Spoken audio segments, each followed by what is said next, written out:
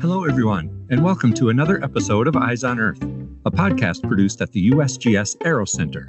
Our podcast focuses on our ever-changing planet and on the people here at EROS and across the globe who use remote sensing to monitor and study the health of Earth. My name is Tom Adamson.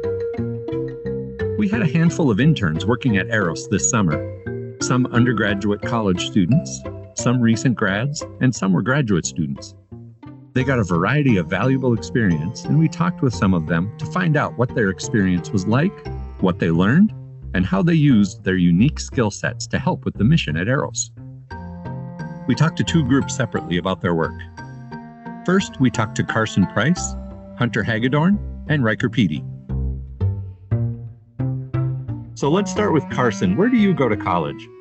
I go to school at South Dakota School of Mines. I just graduated there this last spring, and I'm going to continue my master's degree out there.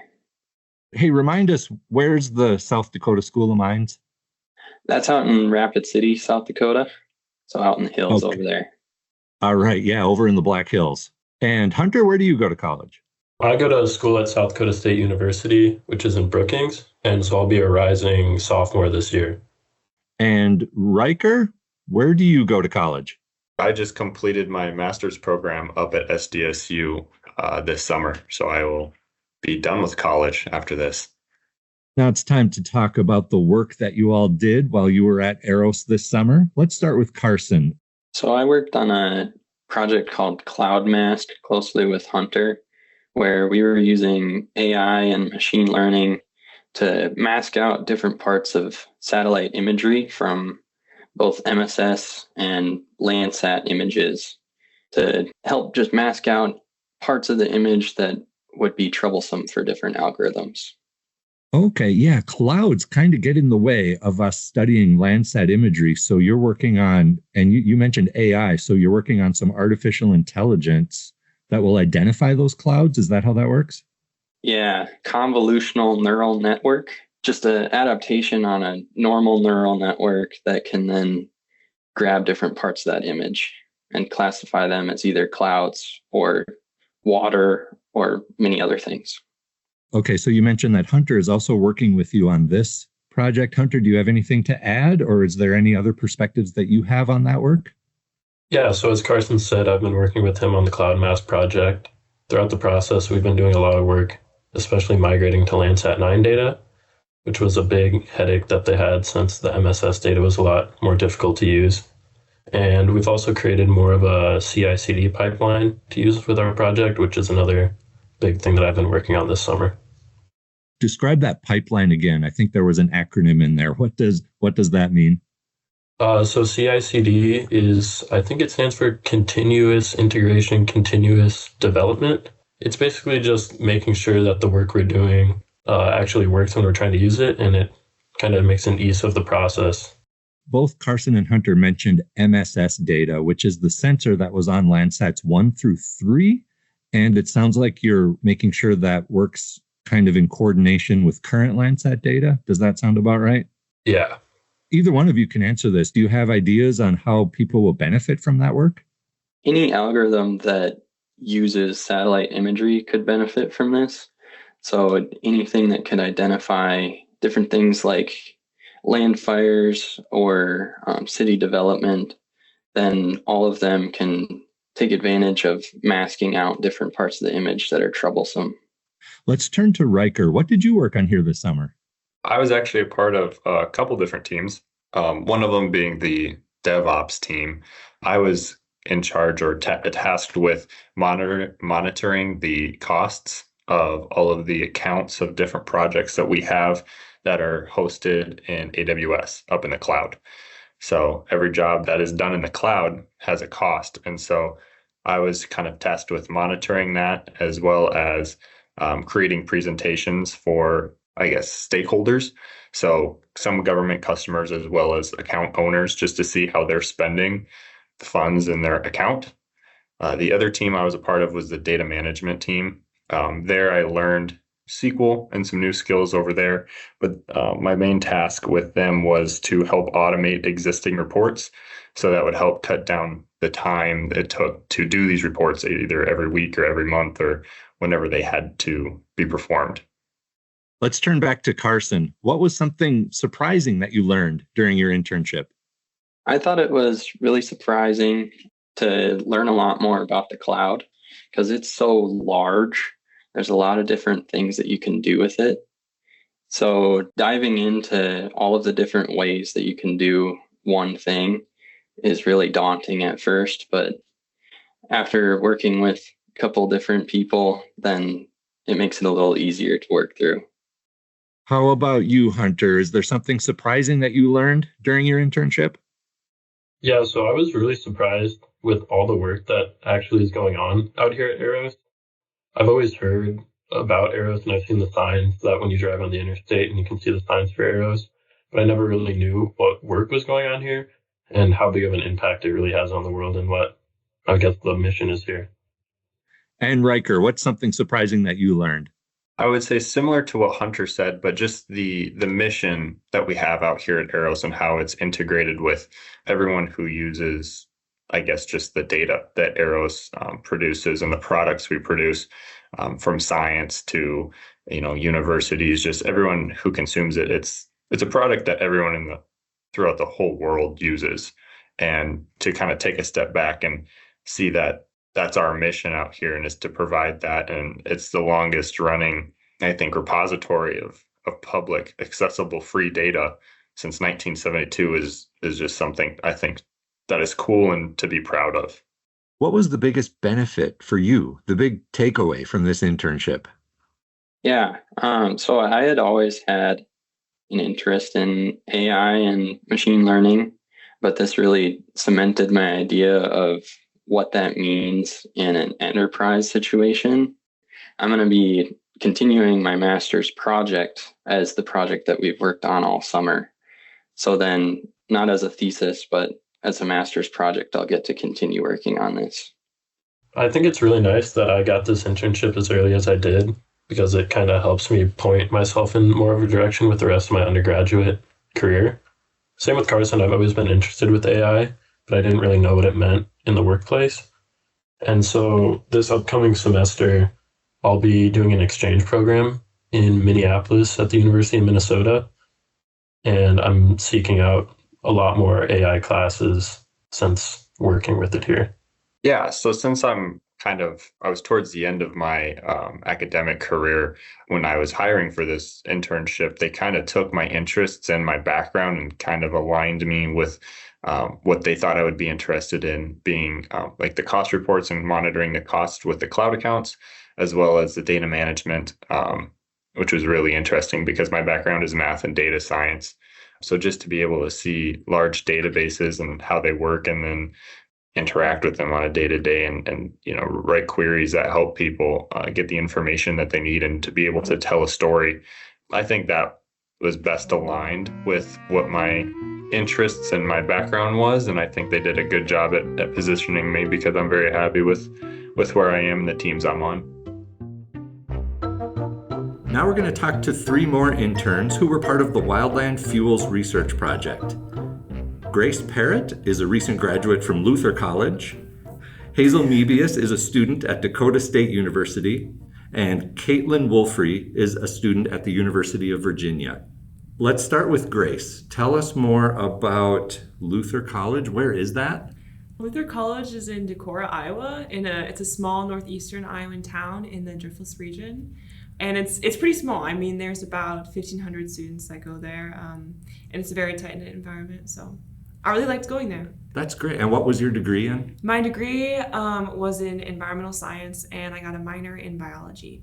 Hazel, where's Dakota State University? Dakota State is in Madison, South Dakota, about an hour north of Sioux Falls.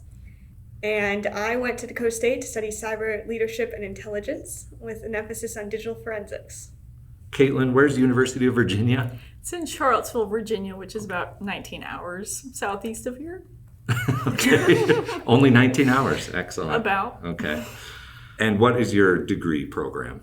I'm getting a Bachelor of Science in Biology with a minor in Statistics.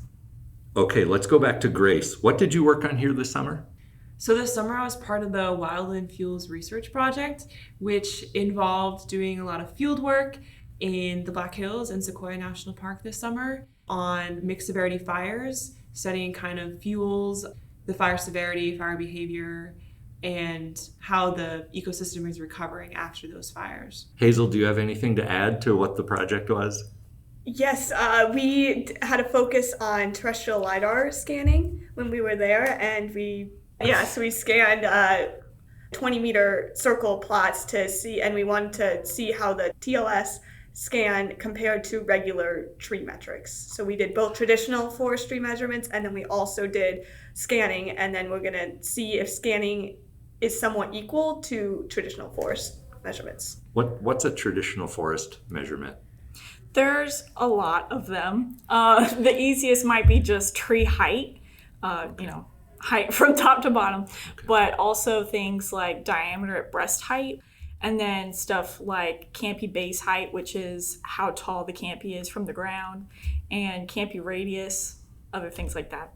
Okay, so that's the traditional field work, but you're also using LiDAR as part of what you were working on too. Yeah. Okay. And we also we focused on the trees, but we also focused on the fuel bed. So we measured the live vegetation, but also the litter at each site along transect lines to see how the fire would burn and did burn. That would be stuff like live grass, dead grass, logs and sticks and stuff. Anything on the ground that's not a tree. Yeah. That's fuel. Yeah.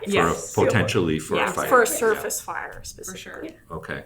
And we that also sounds looked good. at soil characteristics as well with that. Well, dry soil versus moist soil, We that were might looking affect. at where, so duff specifically, so where the layer between where there's litter on top of the ground and organic soil. So kind of like partially decomposed litter, because if there's a lot of duff present, then it shows that the fire wasn't as severe, because really severe fires really incinerate that duff layer, which is actually really beneficial for the soil. How will others benefit from this work?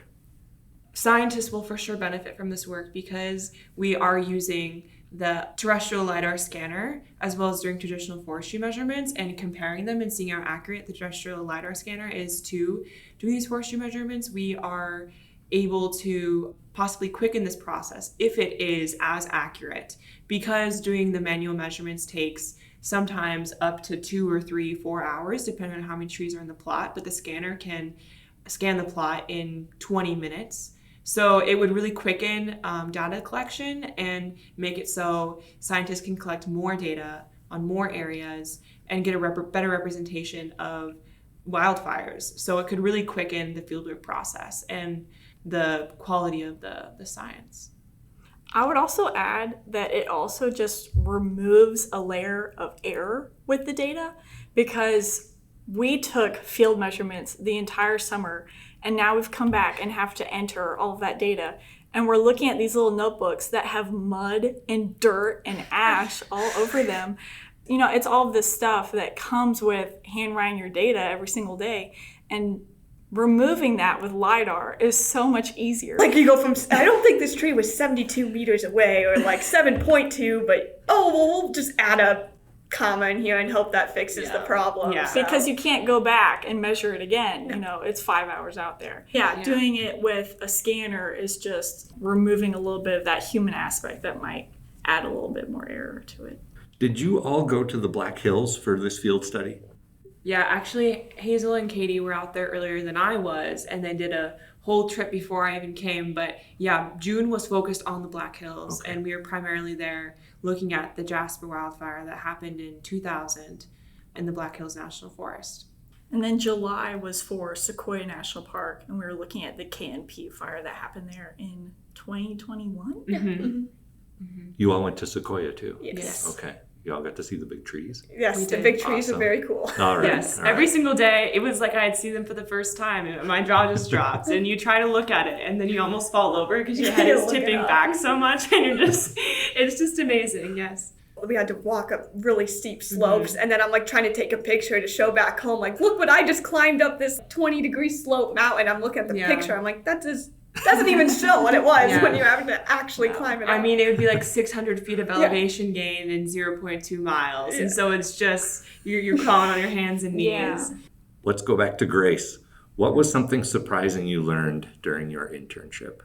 I didn't know much about wildfire. I mean, I haven't studied it that much. I was on the burn crew in college, and that was really cool to administer prescribed burns on the natural areas that Luther has. It was very interesting to me to see the different severities of wildfire and the effects. So when we were out in Jasper, the fire had happened 24 years ago, back in 2000, and some of these areas just had down logs covering hillsides and no regrowth at all. And it had been 24 years. And that just shows how negative an effect that the wildfire had in this area, that there wasn't even a little bit of regeneration. So it was just very striking to me to see that. Hazel, what's something? I guess for me was mostly learning about the after effect of fires. You always hear, okay, there's a wildfire, houses might get burned down or something. And I mean, that's definitely bad, but just learning the effects afterwards. I learned all about erosion with the whole bear team and landslides after fire, which I don't even really thought about till now. So that was very surprising. Right. You mentioned bear team. It's actually BAER. Yes. Burned area emergency response. Those are the teams that are studying those things, Yeah, like yeah. landslides, Right. erosion. Mhm. Yeah. Okay. Caitlin, what is something surprising you learned? I think I just learned so much about South Dakota that I didn't know. Just little cultural things. I've been to South Dakota before, but I get here and at lunch every day I learn something new. Like, you guys have scotcheroos that taste really, really good. I got to try a scotcheroo the other day. Mm-hmm. I heard about puppy chow. We still have yet to make puppy chow for Katie, and that will happen next week. Yes. So rhubarb crisp. Rhubarb crisp, yes, that's iconic. Little stuff like that I learn every day, or little pronunciation stuff. And that's not why I came here, but it's very interesting. How has your perception of remote sensing changed since you started your internship? I am not familiar with remote sensing. When I think of remote sensing, at least before this summer, I just thought of satellites and Landsat. But we started using this lidar system, and I realized, oh, there's terrestrial forms, and there's also, drone footage that we can take, and satellites. So there's many different ways of doing remote sensing, which is cool because then you can apply it to a lot of different things. Well, Hazel, your turn. Yeah, well, kind of bouncing off of Grace is the applications for remote sensing. You think satellite imagery, and you're like, okay, that's cool. What can you do with that? Until you realize you've learned all the different science teams we even have here, like famine watching, wildfire, what we were working on, coastal monitoring, and droughts and whatnot. So that was pretty cool. Okay, Caitlin, your turn. I think the most interesting thing, and this is kind of leading into the more final parts of our project, is combining remote sensing sources together, because we've collected all this LiDAR data now, and our next step is to combine that with other sources of LiDAR like JEDI, which is currently on the ISS, or airborne LiDAR, and also using that in tandem with Landsat and all of this other stuff. So it's not just looking at one source and seeing what that can tell you, but also using it in combination with other stuff. We also asked our interns if they had any advice for future interns at EROS. Here's what they said. I would definitely give the advice that you should always be open to asking questions, because everyone will at least try to answer it, or they'll direct you to whoever knows a better answer. So it doesn't hurt to ask anything. My advice would be not to pigeonhole yourself, because I never thought of myself as going into wildfire research. When I started my biology major, I thought evolutionary biology or computational biology, those were kind of things that stood out to me. And then I saw this random posting and I was like, that would be interesting. And I applied, didn't think I would get it. I did. I met this great group of people. I'm in South Dakota now. I didn't think I would travel halfway across the nation. And I really like it. I think it's really interesting. And it's something I would have never, ever looked at otherwise, because it just didn't occur to me. Exactly what Carson said. I mean, don't be afraid to ask questions. That's kind of for any situation. But I think also being open to learning and also open to advice and don't take criticism too hard. Because as an intern, you don't really have all the answers, and there's people here who have worked here for like 20 plus years. I would also say don't keep your head down and get involved. There's a lot of things around here, and it makes it a lot easier to just be working when you know people around here and actually feel like a part of the team. My piece of advice for future interns is don't be intimidated by new things. I remember being out on my first day in the Black Hills, trying to learn all the protocols, and we had practiced them before we had gone out, but I'd only gotten, a first glance. And so actually applying them in the field and using them to collect actual data that for this project was a bit nerve-wracking, but after a couple of days, I got it down. And so that was very encouraging. So I just say give it time. And right now, we've been getting to a lot of different softwares to try to process and analyze the data. And that's also a bit intimidating because some of them seem very archaic and haven't been updated for years and years and years and are just a bit finicky to use. But to just keep at things and try to not get discouraged would be my advice.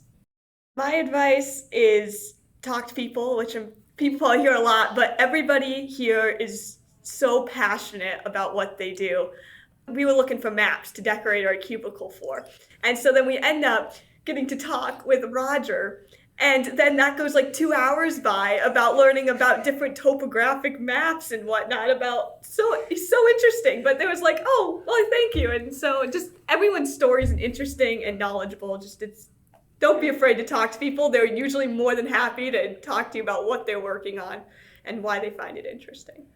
You basically get out what you put into an internship, meaning if you come in every day, kind of keep your head down and only stick to the work that you're tasked with, you're not going to learn a whole lot. And so what Carson and Hunter said as well, I would, encourage interns to talk to as many people as you can, as many departments as you can, learn about the mission, see how everyone works together. I know they try to do this every summer when you have interns, but try and get on a tour of EROS because it's kind of hard to understand just the scope of what's going on out here. And I think that can best be understood with an hour tour or however long it is that they do provide. Thank you to all the interns for joining us on this episode of Eyes on Earth. It was great to get to know you and hear you talk about your time here at EROS. Check out our social media accounts to watch for all future episodes. You can also subscribe to us on Apple and YouTube podcasts. This podcast is a product of the U.S. Geological Survey, Department of Interior.